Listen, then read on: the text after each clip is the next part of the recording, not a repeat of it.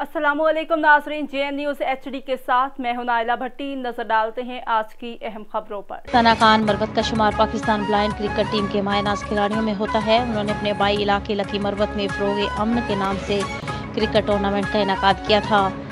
DK panther ground दिलोखील में district sports office के ताउन से मुनाकिदा इस टूर्नामेंट में 40 टीमों ने हिस्सा लिया। फाइनल मैच लकी वायर और प्रिंस क्लब के दरमियान खेला गया, जो कि लकी वारियर ने सख्त मुकाबले के बाद जीत लिया। मैच के मेहमान खसूसी समाजी शख्सियत मलिक नजीबुल्ला खान थे। मोअज़्ज़िज़ मेहमानों में तहसील mayor Shafqat Ullah Khan, district sports officer Ismail Wazir और साबिक तहसील नाज़म आसिफ सलीम एडवोकेट शामिल थे। इस मौका पर सना खान सरवत मुरवत का कहना था कि इस टूर्नामेंट का मकसद इलाके में अमन को फ़रोग़ देना है।